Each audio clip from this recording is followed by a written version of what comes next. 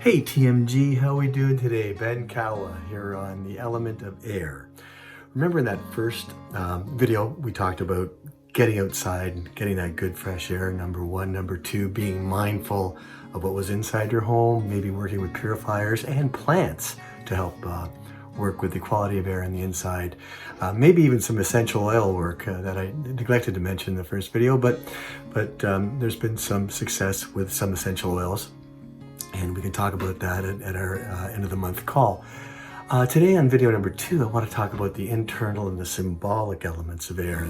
And from an internal point of view, air is really the act of breathing and how oxygen keeps us alive. Most of our breathing, like I'm doing right now, is short and from the upper chest. And breathing deep, taking a moment, it calms our nervous system and it just improves our overall well-being.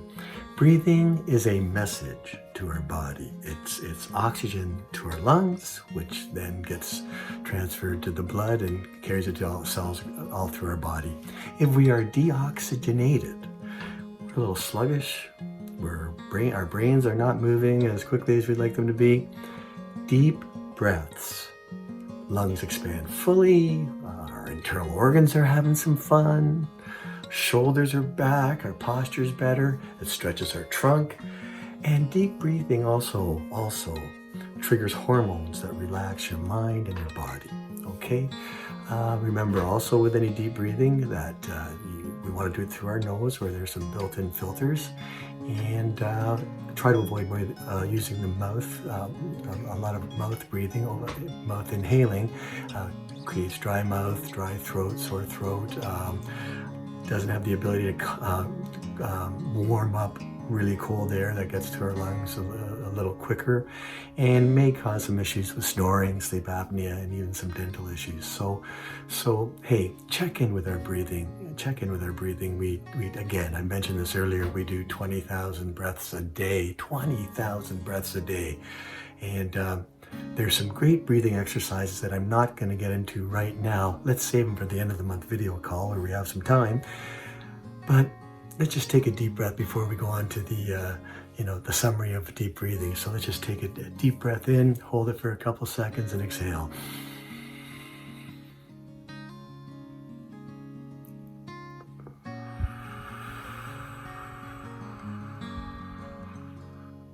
That was great. Remember, in summary, deep breathing relaxes your mind and your body, reduces anxiety, promotes overall wellness, lowers stress, improves your cardio, and helps promote better sleep. Let's turn it over a little bit to the symbolic now, the symbolic level of air. And like exhaling and the winds of change, exhaling is letting go and change. So letting go and change are the main themes in the symbolic element of air. Change, we change. Our bodies change from the moment we're born, okay? Our body cells, etc., we change. So we must obviously be very adept and ready for change. We need to constantly change to evolve. Now, I'm going to read a little bit here because I wanted to make sure I don't ramble, because this is a subject that you can easily ramble on. And so I'm just going to refer to my notes here a little bit.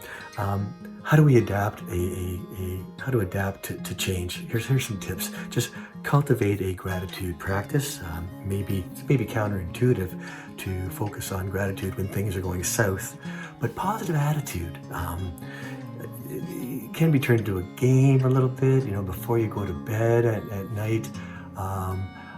Maybe do a little stacking of good points, like, hey, what are the 4 or 5 things that happened today that were positive? And as I'm thinking about them, take a deep breath after each one. So we're getting some good breath work in, along with reinforcing some positive things that are going on. So adapting to change, number 1, cultivate a gratitude practice. 2, embrace acceptance. We, when change comes, sometimes we maintain a kind of a fighter attitude right away. Just creating a mental strategy that helps deal with things that can't be changed. I'll give you a tremendous example. government regulations changing mortgage rules. Wow, awful change. This is terrible. Wait a minute. Why not learn these rules inside and out and go on social media and broadcast that you are the world's foremost leader on knowing what these rules mean, and contact you anytime to decipher these rules. So, there's an element that we may want to fight it, but we can turn it around and embrace and accept the change. Work through your fears in terms of change. Many times, the actual, we make things scarier than what they really are. Poke around. Get curious about what is scaring you. Is it real or is it imagined?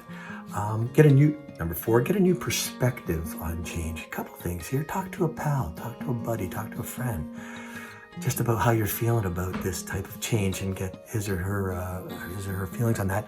And or, if you can, I know it's a little tougher in these times of COVID, etc. If it's a big issue, maybe travel and you look at that.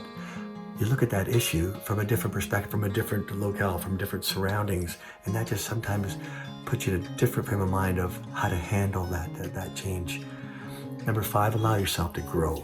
Okay, we usually we have to grow to accommodate change. So get the lessons and apply them. And how many times have they been blessings in disguise? Changes, really. I know. There's many cases of that with everybody.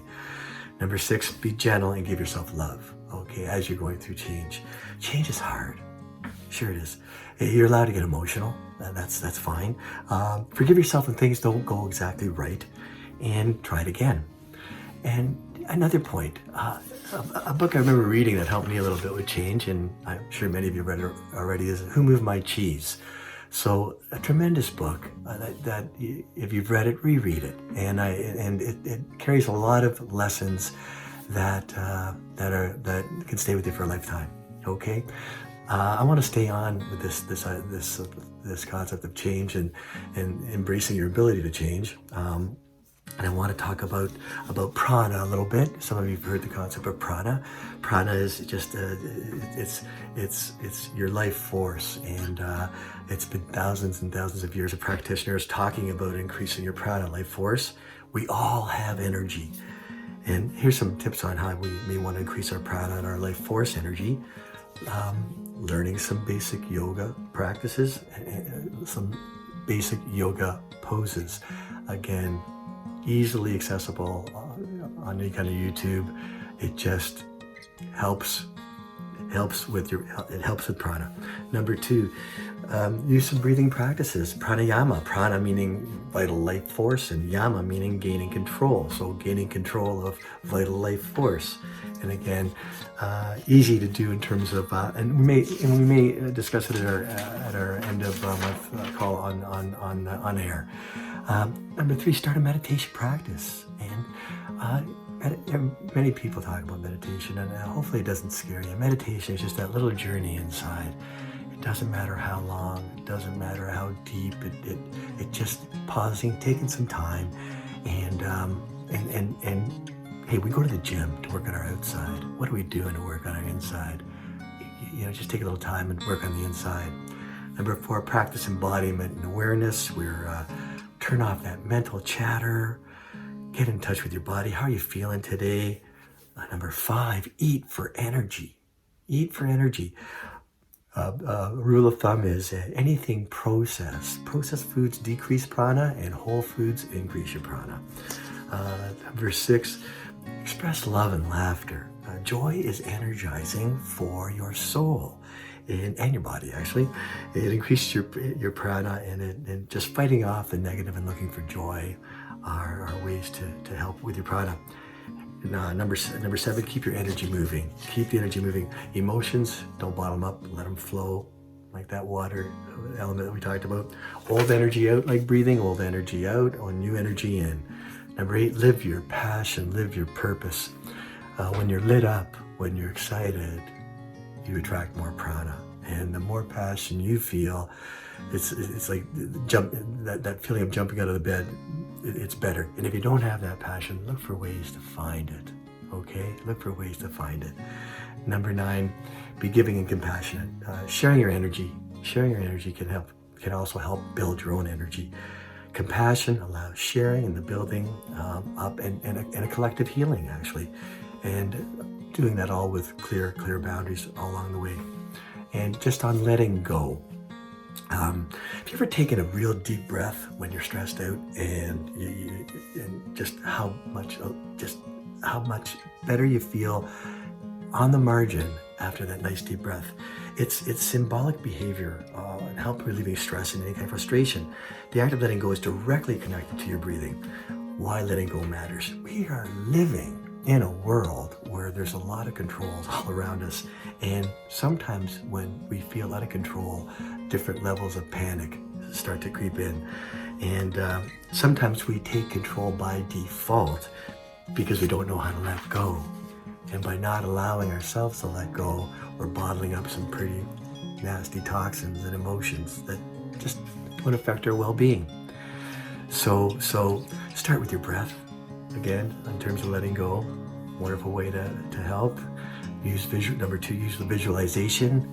Imagine that goal at the end. Imagine that goal at the end, and not possible outcomes, but imagine the goal and that great feeling around it, and visualize the feeling that you're going to have, not just clinging to the outcome. Number 3, just practice not being so attached to everything. You know, what need do I need to be attached to, and what can I easily let go of? And of course, relationships. Just turn on healing relationships. There's the only one person that you have control over is yourself, and give others their space. Boundaries, and give them boundaries, and as long as we're safe and we're healthy with boundaries, and allowing ourselves to grow. That's looking at relationships, and mostly on relationships on the inside. People will gravitate towards your calm and gentle energy.